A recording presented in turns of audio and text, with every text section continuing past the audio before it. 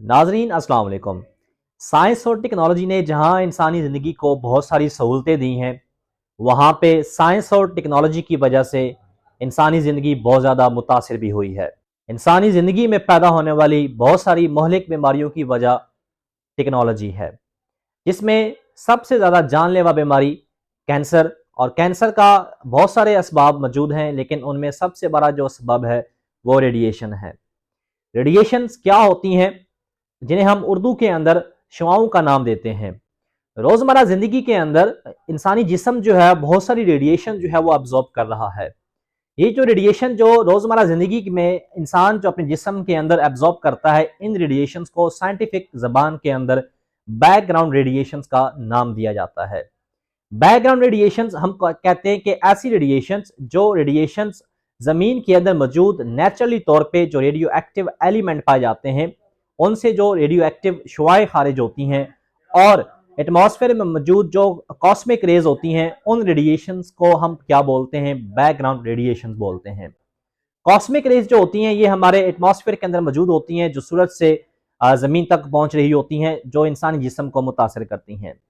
एक इंसानी जिस्म, अमेरिका में रहने वाला एक इंसानी जिस्म जो है वो सालाना 3 मिली सेवरेट रेडिएशन जो है वो एब्जॉर्ब करता है। और ये जो रेडिएशन डोज जो इंसान जिस्म के अंदर एब्जॉर्ब होती है, ये मुख्तलिफ कंट्री के अंदर इसकी जो रेशो है ये मुख्तलिफ होती है। डोज कितनी एब्जॉर्ब होती है ये डिपेंड करता है उस कंट्री का सी लेवल से हाइट कितना है। रेडिएशन इंसान जिस्म के अंदर पर ईयर कितनी एब्जॉर्ब होती हैं ये डिपेंड करता है सी लेवल से एल्टीट्यूड के ऊपर। एल्टीट्यूड का मतलब है हाइट। हम बात कर रहे हैं कैंसर की। कौन सी रेडिएशन जो है जो कैंसर का सबब बनती है? साइंस और टेक्नोलॉजी का सहारा लेके हम मेडिकल के अंदर मुख्तलिफ तरह की जो डिजीज होती हैं उनको डायग्नोज किया जाता है। इस तरह इंसान जिस्म को विजुअलाइज करने के लिए ज़्यादातर एक्सरे जो है वो इस्तेमाल किया जाता है। एक्सरे के अलावा सीटी स्कैन और एमआरआई इंसान जिस्म की जाती है डिजीज को ज़्यादा अच्छे तरीके से समझने के लिए और डायग्नोज करने के लिए। ये जो हम डेली लाइफ के अंदर जो एक्सरे करवाते हैं और जो सीटी स्कैन करवाते हैं, ये जो सीटी स्कैन और एक्सरे जो होते हैं, इनसे बहुत ज़्यादा तादाद एक्सरे की हमारी बॉडी के अंदर एब्जॉर्ब हो जाती है।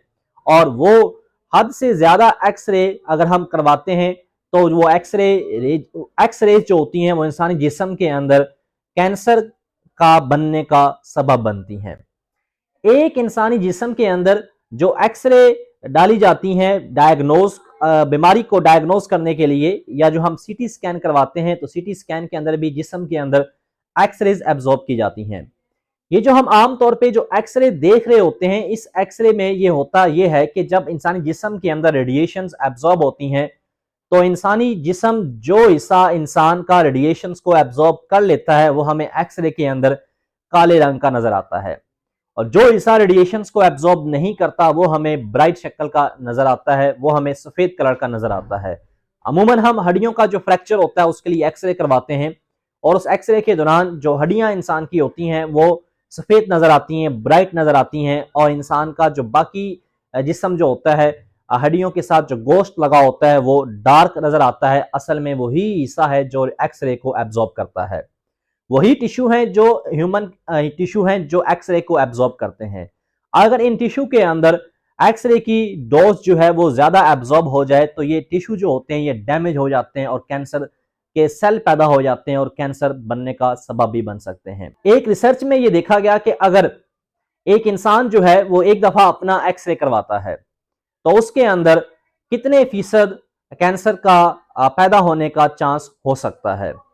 इस रिसर्च को प्रैक्टिकली देखने के लिए उन्होंने 2000 लोगों के ऊपर ये एक प्रैक्टिकल किया गया। 2000 लोगों के ऊपर ये प्रैक्टिकल किया और 2000 लोगों को एक्सरे मशीन से गुजारा गया। जब उन 2000 लोगों का एक्सरे किया गया तो उन 2000 लोगों में से एक शख्स के अंदर कैंसर के जो सेल हैं वो डायग्नोज हुए। इसका मतलब ये हुआ कि हरगिज इसका मतलब ये नहीं है कि उन 2000 में से एक शख्स जो है वो मुतासिर हुआ। ये डिपेंड करता है किसके ऊपर, कि उन जिस्म के अंदर डोज जो है कितनी दाखिल हुई एक्सरे की, और दूसरा ये डिपेंड करता है कि उन इंसानों के जो एक्सरे हैं वो कितनी दफा किए गए हैं। एक और ग्रुप इंसानों का लिया गया जिनकी तादाद 1000 थी। उन 1000 इंसानों का जो जिस्म के अंदर जो एक्सरे दाखिल की गई, उनकी जो डोज थी वो पहले 2000 इंसानों से ज्यादा रखी गई, और उनकी जो एक्सरे की तादाद थी वो भी उनसे ज्यादा थी। उन 1000 इंसानों में से 2 इंसानों के अंदर एक्सरे करवाने के बाद उनके अंदर कैंसर के जो सेल हैं वो डायग्नोज हुए। इसका मतलब ये हुआ कि जो इंसान रूटीन से हट के ज्यादा दफा एक्सरे करवाते हैं, ज्यादा दफा उनका जिस्म जब एक्सरे का सामना करता है तो उनके अंदर कैंसर के पैदा होने के जो चांसेस है वो भी बढ़ जाते हैं। दूसरा, कैंसर पैदा होने की जो रीजन है वो ये हो सकती है कि इंसानी जिस्म के अंदर जो एक्सरे की जो डोज दाखिल हो रही है उसकी मिकदार कितनी है। अमूमन साइंटिफिकली रेडिएशन जो होती हैं, इनकी जो डोज होती है इसको मेजर किया जाता है ग्रे के अंदर। ग्रे एक यूनिट है जिस यूनिट के अंदर रेडिएशन जो है वो एब्जॉर्ब होती है, उनको मेजर किया जाता है। लेकिन कितनी एक्सरेज इंसानी जिस्म को मुतासिर करती हैं उसके लिए हम बोलते हैं, एक साइंटिफिक जबान के अंदर एक वर्ड बोला जाता है जिसे हम बोलते हैं इफेक्टिव डोज। और वो इफेक्टिव डोज जो इंसानी जिस्म को मुतासिर करती है। इंसानी जिस्म के एनर्जी जो एब्जॉर्ब हो रही है पर यूनिट मास के अंदर, उसको मेजर करने के लिए हम जो यूनिट इस्तेमाल करते हैं उस यूनिट को हम सेवर्ट बोलते हैं। जो अमूमन एक्सरे किया जाता है या सीटी स्कैन किया जाता है, इस एक्सरे और सीटी स्कैन के दौरान जो रेडिएशन की डोज इंसानी जिस्म में दाखिल की जाती है वो डोज जो होती है वो तकरीबन जो है वो 5 मिली सेवर्ट से लेके 7 मिली सेवर्ट तक हो सकती है। और अगर ये डोज 10 मिली सेवर्ट से बढ़ जाए, और दूसरा अगर इंसानी बॉडी का जो ज्यादा पार्ट है वो अगर रेडिएशन के सामने रखा जाए, ज्यादा इंसानी जिस्म का हिस्सा अगर रेडिएशन को एब्जॉर्ब करता है, तो यकीनी तौर पे इंसानी जिस्म के अंदर कैंसर के सेल पैदा होने के चांसेस जो हैं वो बढ़ सकते हैं। क्या एक्सरे के अलावा बाकी जो रेडिएशंस हैं वो भी इंसानी सेहत के लिए नुकसान पहुंचा सकती हैं या नहीं पहुंचा सकती? अमूमन हम अल्फा, बीटा और गामा रेडिएशंस के नाम सुनते हैं। अल्फा, बीटा और गामा रेडिएशन ये कितनी नुकसानदेह हैं ये डिपेंड करता है 2 चीजों के ऊपर। नंबर 1 डिपेंड करता है उन रेडिएशंस की पेनिट्रेशन पावर के ऊपर, कि वो जो रेडिएशन है वो इंसानी जिस्म के अंदर कितनी हद तक दाखिल हो सकती हैं, पेनिट्रेट कर सकती हैं। इसकी मिसाल हम सादा सी मिसाल से समझते हैं, जैसे रोशनी है, लाइट जो है ये भी एक रेडिएशन है। लाइट जो है ये इंसानी जिस्म में एब्जॉर्ब नहीं हो सकती, लेकिन जो अल्फा, बीटा और गामा रेडिएशन है ये इंसानी जिस्म के अंदर पेनिट्रेट कर जाती हैं, और जब इंसानी जिस्म में ये पेनिट्रेट करती हैं तो जिस्म में मौजूद जो मॉलिक्यूल्स होते हैं उनको ये नुकसान पहुंचा सकती हैं। इन तीनों रेडिएशंस के अंदर सबसे ज्यादा जो रेडिएशन नुकसान पहुंचाती है इंसानी जिस्म को, वो रेडिएशन है अल्फा रेडिएशन।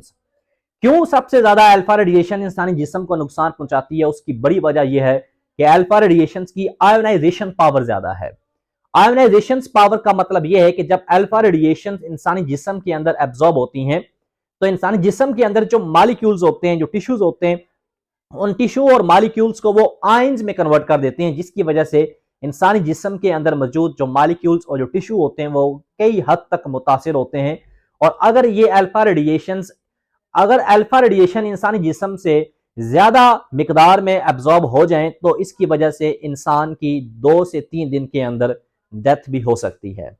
तो इंसान इस वक्त रेडिएशन के अंदर रह रहा है, और ये रेडिएशन जो है ये इंसान के लिए स्लो पॉइजनिंग का सबब बन रही हैं।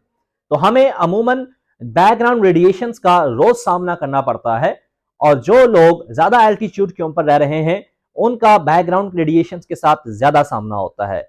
तो ये रेडिएशंस जो बैकग्राउंड रेडिएशन है ये भी इंसानी सेहत को मुतासिर करती हैं, और इसके अलावा जो बिला वजह हम और गैर जरूरी जो अपने बॉडी के सीटी स्कैन और एक्सरे करवाते हैं उनकी वजह से इंसानी सेहत सबसे ज्यादा मुतासिर होती है।